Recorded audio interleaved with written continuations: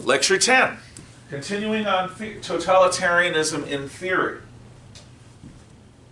Totalitarianism, which is the establishment of a total power of a leader, party, over the government, over the society, without limit, in the name of an ideology,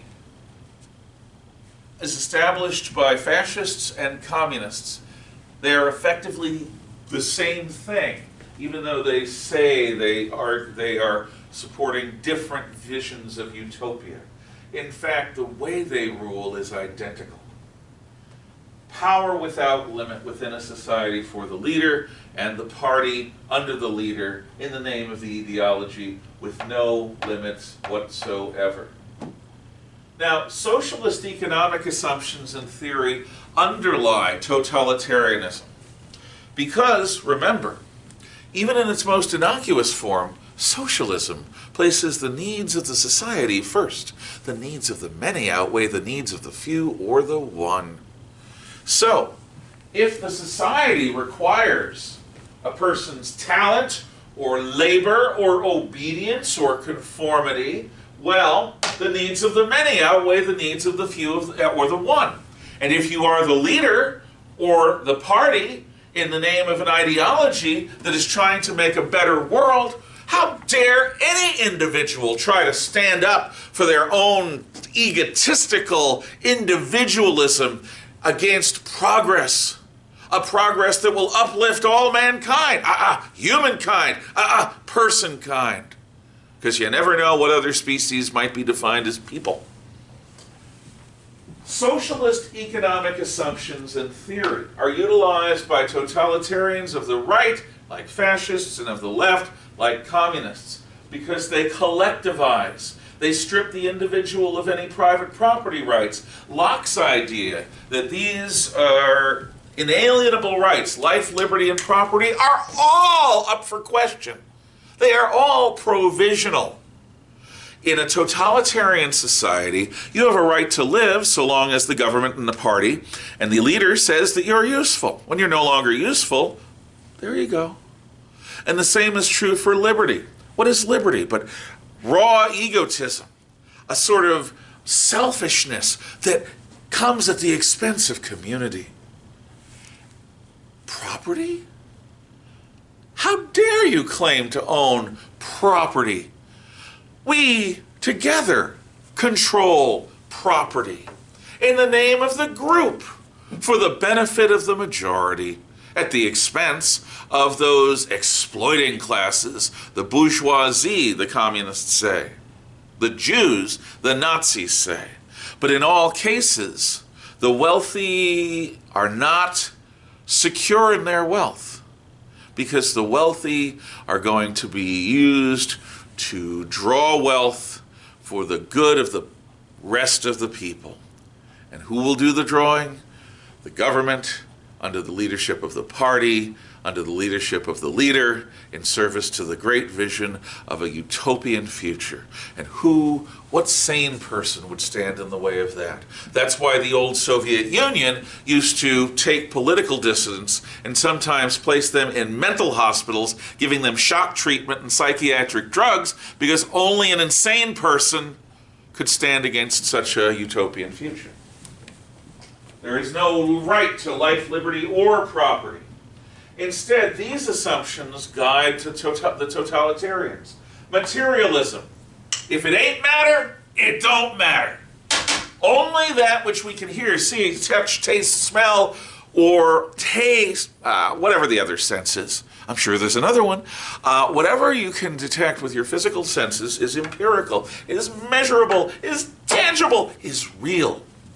Anything that isn't material, like a person's dreams, a person's conscience, a person's ideals, a person's sense of self, a person's faith in God, they're just bugaboos of the imagination.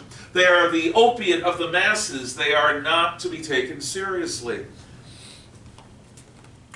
In a totalitarian sense, we are concerned with the body, the mind, What is the mind? There's a brain. I know what a brain is. I know where a brain resides in the skull. But what is this mind thing that you speak of? It's a delusion. A delusion. It's a materialistic assumption. It's a utopian assumption. We human beings can make ourselves and our society better by being really smart and really dedicated. Oh, we are so smart and so dedicated. Just ask us, we'll tell you. The idea that human beings, by an act of will and intentionality, could improve themselves and improve their society is something that traditional pre-industrial faiths from all around the world would laugh at as nonsense. Human nature is something that we are bound to. We don't transcend human nature except by the grace of God or through reincarnation, bringing us closer to a good dharma or karma, or any number of other transcendental ways that get us out of this life. Within this life, as human beings, there is no such thing as group salvation or collective salvation. Only an individual who chooses to believe can transcend their human nature. That's what the pre-industrial world says. That is what the socialists and fascists and communists of the totalitarians deny. No, no, no. It's not about the individual. It is about the group. And we will make you better. We will make a new Soviet man, a better type of human being, no longer motivated by crass greed, but motivated by a desire from each according to his ability, to each according to his will. A sense of social and economic generosity towards everyone. Utopianism. We can make a better world. The only thing that stands in the way of us and our vision are those pesky egotists. And they will be on the ash heap of history. The dialectic. Hegel's idea that progress comes through conflict. Thesis versus antithesis produces synthesis. You want to understand someone, you fight them. You want to change society, you have a violent revolution. The more violent, the better, because violence clarifies. Thesis and antithesis come together in conflict, and they annihilate one another, and they produce a new world, a new synthesis. So the pain and suffering that is caused in the name of the utopia is all good, because the more pain and suffering there is, the closer we're going to get to utopia. We can get there one enemy dead body at a time. Finally, the reality of socioeconomic class is just assumed. That it matters whether you are working class or bourgeois or aristocratic or a peasant.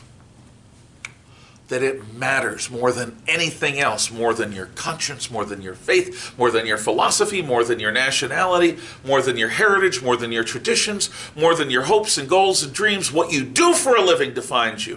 Socioeconomic class is a reality. It's something that fascists and communists both are contemptuous of and will rid the world of. We will all be equal, communists say. We will all be one people in our place, the fascists say.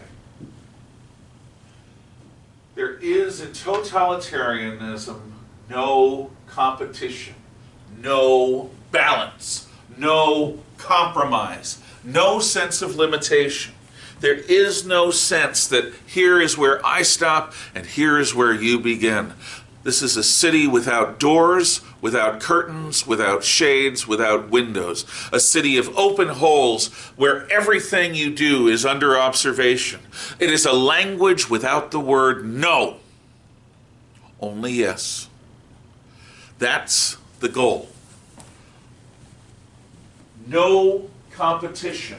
No other institutions. If Christian churches are to operate, they have to be subordinated to the state. The Chinese Communist Party approves a variant of the Roman Catholic Church inside of China. But God forbid you worship the other Catholic Church or other Protestant churches that are not approved of by the state. Communist China has a law against reincarnation without government approval. There's paperwork for it. Paperwork for dying and having your soul move on to the next life.